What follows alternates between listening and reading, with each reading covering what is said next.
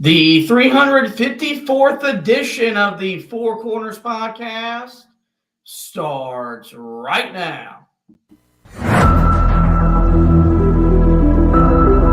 This is the Four Corners podcast. And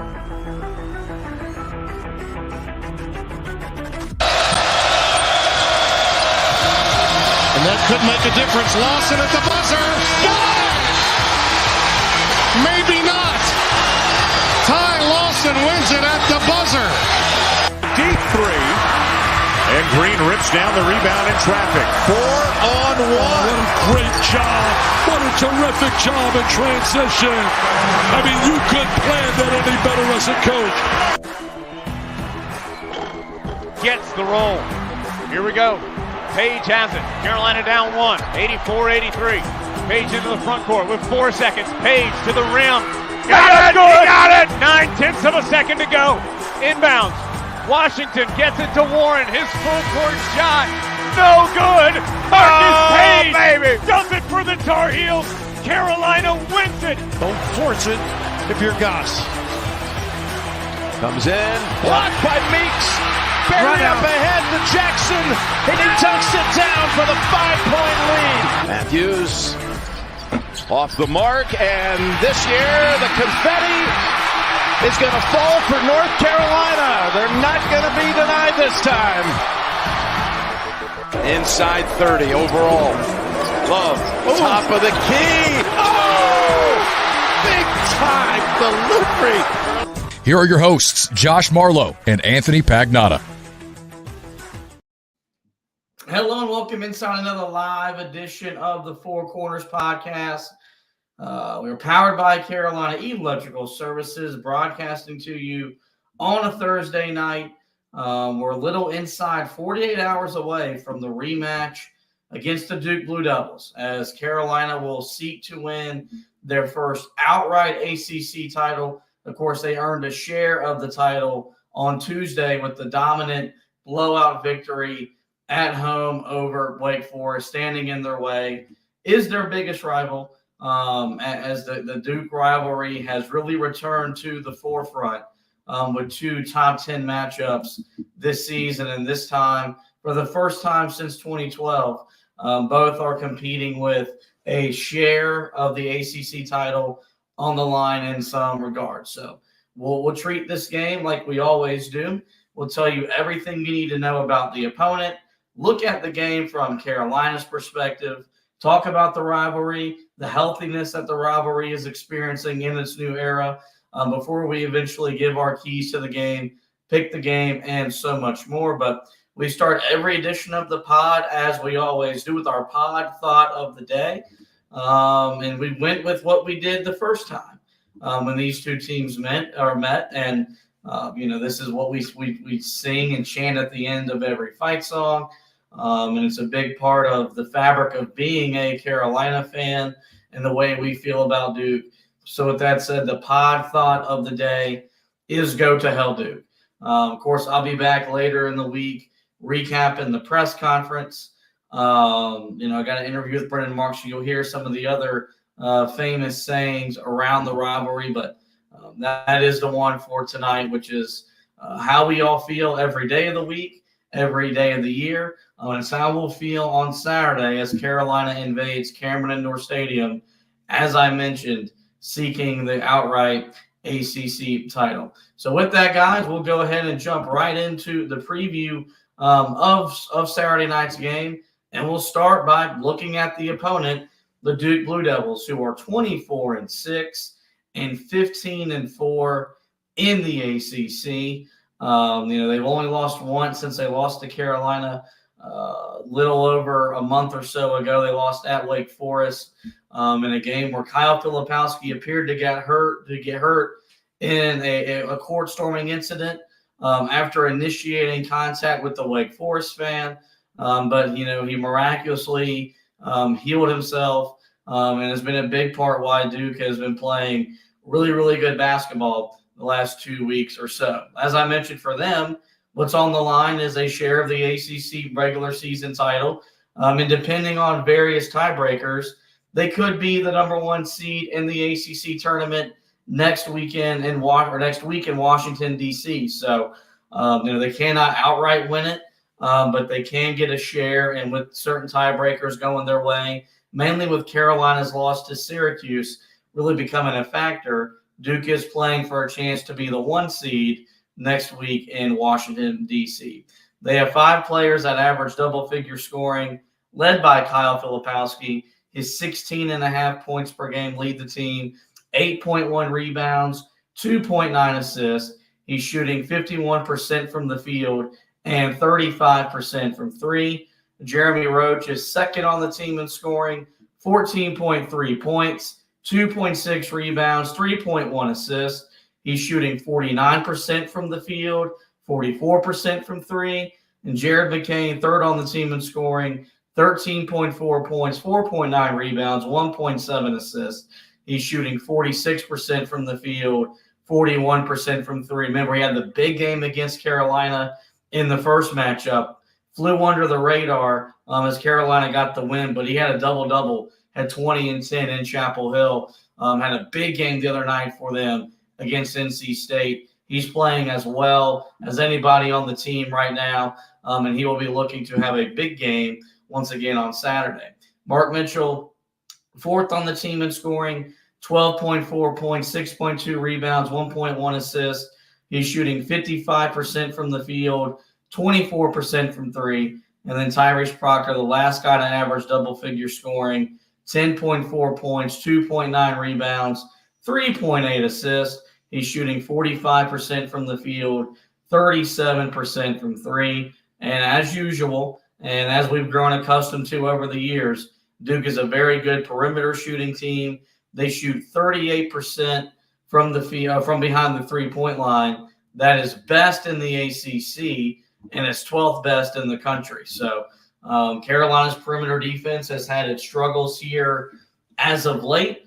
You go back to the Miami game. Miami shot the ball really well from 3. The first half of the NC State game, the Wolfpack shot the ball really well from 3.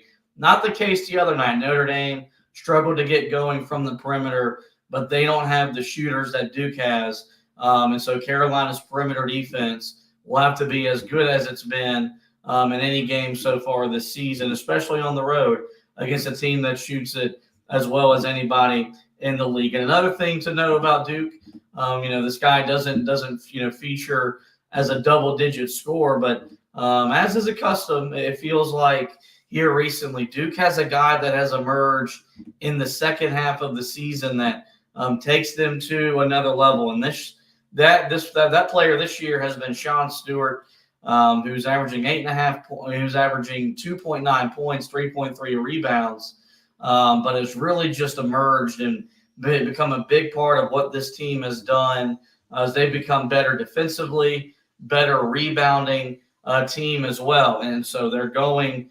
They're going to rely on him. John Shire said after their win at State on Monday night, they're just better when he's on the floor. And with that, expect to see a lot of Sean Stewart on Saturday night, something we didn't really see a lot of in the first matchup. Same thing with TJ Power, a guy that also, it feels like as the season's moved along, his role has actually gotten a little bit bigger, played big minutes for Duke earlier this week. As they've had some guys step up, and quite frankly, they've needed it with all the injuries they faced. There's been a lineup that just hasn't been healthy pretty much since the start of conference play. They've needed this contribution from these guys. It took maybe 2.5 months to get it going, but as we've been talking about, it's March. You want to be playing your best basketball. It seems like Duke is with their 5 guys that average double-figure scoring, and then the players that have emerged for them off the bench. Let's transition now and look at this game from the Carolina side of things. The Heels are 24-6, just like Duke, 16-3 in the ACC. No matter what happens on Saturday night, Carolina has already clinched a share of the ACC regular season title. The 16 wins are the most in the 20-game conference schedule. Of course, the Heels went 16-2 back in 2019 when they last shared the ACC title. That year, that was with Virginia. But a win gives them an outright title, makes them the 1 seed in next week's ACC tournament, and keeps them alive to be a 1 seed in the NCAA tournament. It feels like Tennessee has really put themselves in a position to be that number 4 seed. They beat South Carolina last night to clinch the SEC title. And look, I know Carolina beat Tennessee head-to-head. You would like to think that matters and that factors, but the honest truth is Tennessee doesn't have as bad of a loss as Carolina does, with Carolina losing out of Georgia Tech team. And they've done just a little bit more work than Carolina has done in the first 2 quads. If Carolina, though, wins out, they win on Saturday, and then they win the ACC tournament, and let's say Tennessee were to lose in even the quarterfinals or maybe even the semifinals of the SEC tournament, along with Arizona not winning the Pac-12, that's how Carolina really gets in the conversation to be that last number 1 seed, because there's no doubt that Purdue, Houston, and UConn have a firm grasp on the first 3 number 1 seeds, which of course will be unveiled a week and a half from now on Selection Sunday. A reason to be somewhat confident that Carolina can go on the road and win, despite this being the rivalry, and you got to throw out the record books, is Carolina is 7-2 on the road, and they've got some road woes with the losses, like as I mentioned, at the Georgia Tech, at Syracuse, but 7-2 is nothing to be ashamed of in this era of college basketball, where we have seen top 10 teams go on the road and lose left and right. And so Carolina experience, you hope, is on display, and you really hope that it propels them to a big-time win on Saturday night. Unlike Duke, Carolina only has 4 players that are averaging double-figure scoring. That is R.J. Davis, 21.5 points per game, 3.8 rebounds, 3.5 assists. He's shooting 43% from the field, 42% from 3. He's all but wrapped up ACC Player of the Year honors, but a big game on the biggest stage in college basketball, and it could really put him further his conversation to be the National Player of the Year. The second leading scorer is Armando Bacot, who's averaging 14 points, 10.2 rebounds, and he's shooting 55% from the field. He will set the record for most starts by an ACC player when he starts on Saturday night. Harrison Ingram, third on the team in scoring, 12.5 points, 9.2 rebounds, 2.2 assists. He's shooting 43% from the field, 38% from 3. Remember, he had the big game against Duke in the first matchup. We'll talk about that a little bit later. And didn't shoot the ball well the other night against Notre Dame, but you loved how aggressive he was. He's going to need to be just as aggressive on Saturday night to give Carolina a shot. And Cormac Ryan, the last guy in double-figure scoring, he's averaging 10.8 points, 2.9 rebounds, 1.3 assists. He's shooting 37% from the field, 32% from 3. We talked about how well Duke shoots the ball from the perimeter. That leads the ACC and is 12th best in the country. Well, on the flip side, Carolina is the best rebounding team the ACC has to offer, and their 41 rebounds per game are 8th most in college basketball, and they have out-rebounded their last 18 opponents. So there's a quick scene set for Carolina and Duke. That game will come your way on Saturday, 6:30 p.m. on the mothership ESPN. College Game Day will be in Durham. It'll be a 2-hour College Game Day vehicle that will set the scene for the final Saturday in the regular season and the regular season finale between these two rivals. Coming up next, we'll revisit that first matchup. We'll talk about how healthy the rivalry is with the Blue Devils before we give our keys to the game and pick the game. But first, we got to play you a word from one of our partners. Hey there, Josh here for the Autograph Fandom app. Want to get rewarded for listening to our show? The team at Autograph, co-founded by Tom Brady, is redefining the fan experience by letting users earn points for the acts of fandom they take every day, like listening to this show. The Autograph Fandom app gives you access to your favorite UNC content in one place, and offers rewards like tickets, exclusive merchandise, and much more. You're already listening to our show, but now you can earn points and get rewarded for it. Head over to the Apple App Store and search for Autograph Fandom Rewarded and download it today for free using the referral code HeelTough. Link and code are also in our podcast description. And make sure you guys are using that Autograph Fandom app, using that referral code. They've given away tickets to the Duke game, both the first matchup and the second matchup, the NC State game, the Notre Dame game, and other games as well in the future. You simply get rewarded for being a fan. So download the app, use that referral code, and help us help you. So the first thing we want to do is revisit the first matchup between Duke and Carolina. That came back in the first Saturday in February, a 93-84 win for the Heels in a game where Carolina was just brilliant on the offensive end. They shot 50% from the field, 38% from three, made 18 of their 25 free throws. And you look at the games where Carolina scored 100 and you think that's where Carolina played its best. But to me, that performance was the best performance because it, at the time, was the biggest game of the year. And it just, it was the first time for this group playing in that environment, in that atmosphere. How are you going to respond? Will you be up for the challenge? And Carolina was more than up for the challenge. Built a double-digit lead going into the halftime break and simply never looked back. Armando Bacot, we all remember, was brilliant that night, had 25, 10, and 5. The first Carolina player to put that type of performance up since 1970. Carolina had 19 assists on their 33 made baskets. They only committed 5 turnovers while forcing 11 and scoring 19. They had 16 fast break points. And there was simply nothing wrong with the way Carolina played. And it was the best that they have played in a game so far this season. And they're going to need to bring that same energy, effort, focus, intensity on Saturday night. And you're going to need another big performance from Armando Bacot. Remember, RJ Davis was quiet in the first matchup. Harrison Ingram was really the guy that really stepped up and at the time had his best game as a Tar Heel. He scored 21 in the first game and was 5 of 9 from 3, 8 of 12 overall, had 13 rebounds in 38 minutes. And so he's going to need to be a guy. We've been stressing him becoming more of an offensive focus because Carolina needs that third scoring option now that you're in March, and teams are going to find ways to take away RJ Davis and limit him.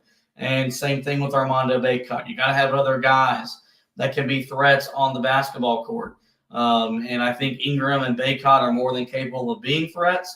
They just got to actually, be confident in themselves, be aggressive, and take the right kind of shots that fit the way that they want to play. And I think you'll see that translate onto the basketball court. So the one thing that Duke did really, really well in the first matchup that they'll look to exploit again, and Carolina's got a limit, is Duke did score 54 points in the paint.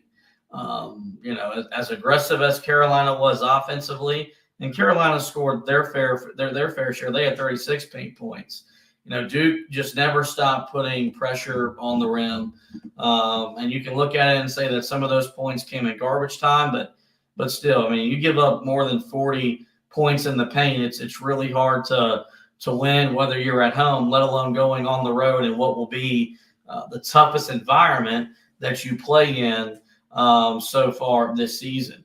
So the next thing we want to do, or I want to do, is just talk about how healthy this rivalry is, because even as Coach Williams and Coach K were coming to the end of their careers, all the talk was how it was no longer the best rivalry in sports, let alone the best rivalry in college basketball, because Carolina was down in 2019, 2020. You go to the next year of the COVID year, Duke was just a complete mess. They didn't make the tournament that year. And it really, from the national point of view, really lessen the importance and the significance of the rivalry, despite them still playing great games. I mean, in 2019, 2020 was the heartbreak in Chapel Hill where Carolina failed to get a rebound on a missed free throw. And a Trey Jones floater sent the game to overtime where Carolina would ultimately lose. The next year, it was Caleb Love as a freshman putting together one of the best performances in the history of the rivalry, as he had 25 and 7, I think, in Cameron, and became just the second UNC freshman to ever total such a thing. So you had that going. And then, of course, you have the retirement of Roy Williams. And college basketball is a sport that, where college football is driven by, yes, star coaches, but stars on the playing surface. College basketball has always been about the coaches. Even when you've had great players, you've had just such iconic coaches on the sidelines that have really been the talk of the town. The majority of the time that the sport kind of became national. And so when it lost Roy Williams, everybody wondered, okay, what's next? Well, here comes Hubert Davis, and all he does is win the two biggest games maybe in the history of the rivalry.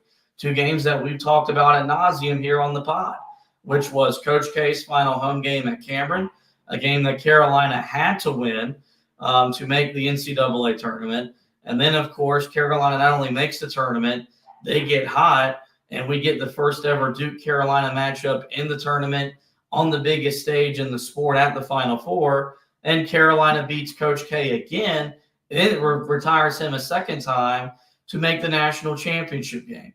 And then you get through that. Everybody said that ended the rivalry. Yes, as Carolina fans, we do have the ultimate trump card, and we'll always have that in our back pocket. And you go to last year where now Coach K is gone. Now you've got two brand new coaches in the rivalry. And all John Shire does is sweep a Carolina team that was preseason number 1 and was the odds-on favorite to win an ACC regular season title, return to the Final Four, and make a national championship game. I know Seth Greenberg talks about it a lot, that the fact that these two guys have sweat equity in the game means that the rivalry will always be relevant. It will always be prominent, and I agree with that. Hubert Davis played at Carolina. John Shire played at Duke, both at the time when the rivalry was the best rivalry and had really taken its place and its mantle as the best rivalry in the sport. And I think you see that in the way that they coach in this game.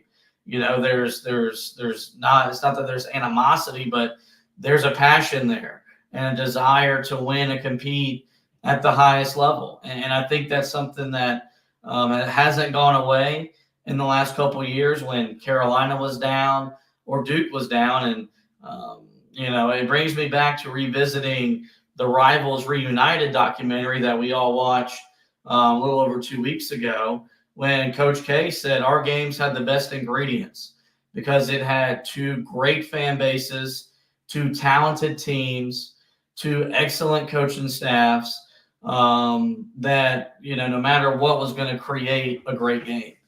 And, I hate to revisit yet another Coach K quote, but, if you've ever read Art Chansky's book, Blue Blood, which does a great job detailing the history of the rivalry and its rise to prominence in the national sports landscape, there's a quote in that book where, Coach K is talking about the rivalry after Coach Smith had retired.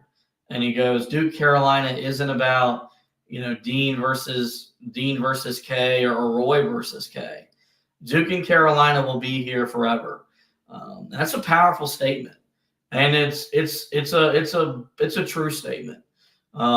He's not wrong, because the rivalry has went into it's writing its next chapter with two coaches that figure to be around for an extended period of time, and I think the rivalry is healthy as it's been in quite some time.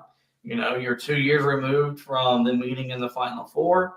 And this year you get two top 10 matchups. And I've always said that the college basketball world usually, it stops when Duke and Carolina meet. I think the college basketball world stopped in February. And I think the college basketball world will stop tomorrow. And for casual college basketball fans, their viewing starts with either the first matchup or the second matchup. Usually the second, because the second one happens to take place in March and is the official kickoff for the greatest month we have in sports. And so, I think the rivalry is healthy. It's in a good spot. I know my disdain for Duke hasn't lessened. I know how much it hurt to lose those 2 games last year. And I know how much I want to win again. I want to win this game this year. Every time that we've played them, I've said I've never wanted to beat Duke more than the time that we're playing them. And that's true for this game. I want to win this game just as much as I wanted to win the matchup in February. The game I wanted to as much as I wanted to win last year in March, last year in February, 2 years ago in the Final Four. No matter what, I want to beat Duke, and Duke wants to beat Carolina. And as long as that always exists and they're playing to their level of standard and expectation, you're going to get a great matchup. It brings out the best in both teams, and I think we're going to be in for a treat on Saturday night when these 2 teams square off. Let's now get into our keys to the game and talk about how Carolina can get a regular season sweep of the Blue Devils. It starts and ends with defending the 3-point line. As I mentioned, Duke's the best 3-point shooting team in the ACC. They're the 12th best shooting team in the country. And Carolina defended the 3 well in the first matchup. They were 5 of 19. That just translates to 26%. I think it's fair to expect Duke to shoot the ball better in their home gymnasium on Saturday night. For me, it really comes down to 2 things as Carolina looks to defend the perimeter. First off, it's just, it's energy and effort. It's making sure you're closing out, making sure you're not leaving shooters with enough space to get a shot off because, Jeremy Roach, when he gets cooking, he can shoot it with the best of them. Filipowski's going to stretch the floor. So Armando Bacot's got to be disciplined and make sure that he's not allowing the forward to get in rhythm from 3. You've got to contest those shots on the outside. The second thing is you got to defend the pick and rolls. We've seen Carolina get screened a lot. Teams have picked on Cormac Ryan virtually all season long in that category, in that department of Carolina's defensive effort. And so there needs to be communication. And this has to be a game where Carolina's they're not sagging. And this has got to be a game where they're pinching, they're pushing up, and taking away those shot opportunities, and not allowing Duke to get in rhythm from 3. The thing is Duke spaces the floor, they spread the floor. They will virtually have 4 shooters on the floor at any given time. If you can funnel the ball into Mark Mitchell's hands and make him shoot perimeter jump shots, I think we'll like the results. And that's got to be something that Carolina does. If they give up something like 8, 9, 10 made threes, I find it very hard for them to come away with the victory. With that being said, expect Duke to shoot the ball better, but Carolina's got to find them and hold them to about 6 to 7 makes, in my opinion, for them to come away with this game with the victory. Second key, Carolina's got to win the battle on the inside. And, after the way that Carolina played inside and made it known the way they played inside, we all remember the two small gestures that we got from Bacot and Ingram. Filipowski is going to be motivated to play well. This is more than likely his last ever Duke Carolina game, unless, of course, they meet in the ACC or NCAA tournaments. No one really expects him back in Durham for his junior season with the recruiting class that John Shire's put together. And so he's going to want to look to bounce back. But as I mentioned, when we revisited the first matchup, Carolina gave up 54 points in the paint. And while they scored 36, 54 is far too many. And it's really a wild stat that the Carolina gave up that many points in the paint and was able to come away with the win. And so this has to be a vintage Armando Bacot game. He came off a solid performance on his senior night in his farewell to the Smith Center, scoring 14 and 5 and made 2 threes. I don't think we would complain about a 14 and 5 performance. Don't think we would sit here and complain if he makes 2 3-point shots. I don't know if 14 and 5 is enough. This has to be a game like in the first game where he establishes a presence on the inside and goes right at Kyle Filipowski. For as big as Filipowski is and as long as he is, his body can't handle the weight of Armando and the strength of Armando. So Carolina's got to have him established. Harrison Ingram needs to be a force.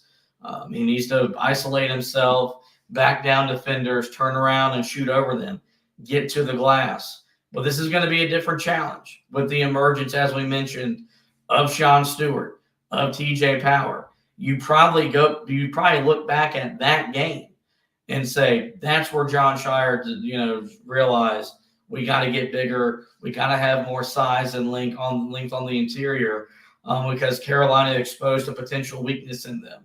And now with it being March, you want to have your weaknesses minimized as much as possible. And so it's going to be a war down there. It's going to be a battle. This will probably be as physical a game Carolina has played in all year long. I think that favors them. It seems like when teams want to get gritty and they want to scrap and fight, this team barks back and they fight back. And I think you'll see that on display in a big way on Saturday. Whichever team wins the battle of the paint, wins the rebounding battle, I feel like more than likely comes away with the victory. Last 2 keys, this kind of just goes hand in hand. I've got it titled Doing the Little Things. First thing, you got to limit your turnovers. You can't go into that building, into that gym, into that atmosphere, turn it over and give them easy run-out layups and dunks. Just ask Virginia. That game was over at the under 12 mark of the first half. And Carolina's been up and down in this category. They did a really good job the other night protecting and valuing the basketball. This feels like a game where no more than probably 10 to 12 turnovers can you come away with a win. You would like that your experience shows up, and this is a 6 to 8 turnover game, just because you don't want to give Duke easy runouts. And make no mistake, after the way you turned them over in the first matchup and you ran off of them, they're going to be as disciplined as they've been, and they're going to be mindful of to not force turnovers, but on the flip side, to force turnovers of your own to get those transition points that really made a difference in the ball game. And so that's the first thing. And then the second one is make your free throws. Carolina was 18 of 25 from the foul line. That's 72% in the first matchup. It's not great, but it's, you go back to the end of the game when Duke started fouling to extend the game, really with 2 minutes to go. Carolina was leaving points at the foul line, kind of like the Miami game where Carolina just didn't quite close the game out with free throws and everything like that. Had Duke made a couple shots in the closing minutes, that game would have been a lot closer than the final score indicated. And so first off, Carolina's got to get to the foul line. They've got to be aggressive. They've got to force the issue. They've got to make the officials call fouls. And then once they get there, man, they got to convert. This can't be a game where you're 9 of 17, 11 of 19. And even though you were 9 of 15 from the foul line, that's not going to cut it. You got to get there. You've got to convert. You got to score with the clock stop and try to get them in foul trouble, because I know John Shire likes the way his team is playing right now. I know he likes what Sean Stewart has brought to this team, but I wouldn't mind seeing how high of a level he can play at, and what will be the biggest game he's ever played at in his life, And so, I think that's something where it starts with establishing Armando Bacon on the inside, and then R.J. Davis, Elliot Cadeau, Cormac Ryan, putting the ball on the floor and getting to the basket. You go back to the first matchup, they could not stay in front of Carolina. It's why they scored the way that they scored, as efficiently as they did. And so that's got to be the game plan. It's got to be downhill, forcing the issue. You want to get them in foul trouble, get to the foul line, and then really build your offense and attack from there. And if Carolina does that, I think it allows them to put themselves in a great position to win the game. And so with that, we'll go ahead and we'll pick the game before we do get out of this edition of the Four Corners podcast. Carolina enters with a 29.4% chance to win the game on Saturday night. And that's makes it, not going to say that is surprising. It's a road game. Duke's very, very good at home. It's the rivalry. You typically expect these teams to split it, and you expect both teams to hold home court.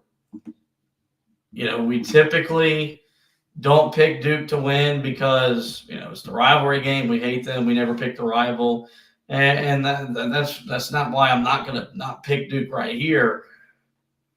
This game means more to Carolina than it does to Duke, because Duke gets a share where Carolina gets an outright ACC title. Carolina gets a win. They take another step to maybe being a 1 seed. For Duke, Duke could still win the ACC regular season, win the ACC tournament, and be a 2 seed in the NCAA tournament. And you heard Harrison Ingram say it in the post game after Tuesday night when they wrapped up a share of the ACC title. They don't like sharing. They want something outright. And we've talked so much about legacy for Armando Bacot and RJ Davis. You want to continue to leave that legacy and build a resume that's going to resonate with Carolina fans. Beat Duke in Cameron Indoor Stadium for a second time. That'd be their third win in Cameron, believe it or not. You go in there and you win an outright ACC title. That's something that everyone will remember. That's something that will last a lifetime for them as players and us as Carolina fans. I don't think this game is going to be as grossly talked about in a way that Carolina can't win, because they're the best defensive team and defense travels. It's what's going to give Carolina a great chance to win the game. But, after Tuesday, the talk started. And the talk was mainly about how Duke was the better team. Duke had the advantage going in, and everybody expects them to win the game on Saturday night.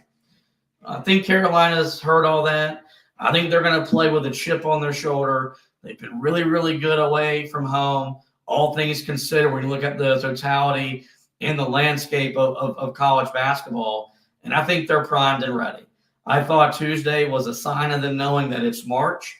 It's time to start playing your best basketball. And I think Carolina builds off the blowout win over Notre Dame. I think they invade Cameron Indoor Stadium.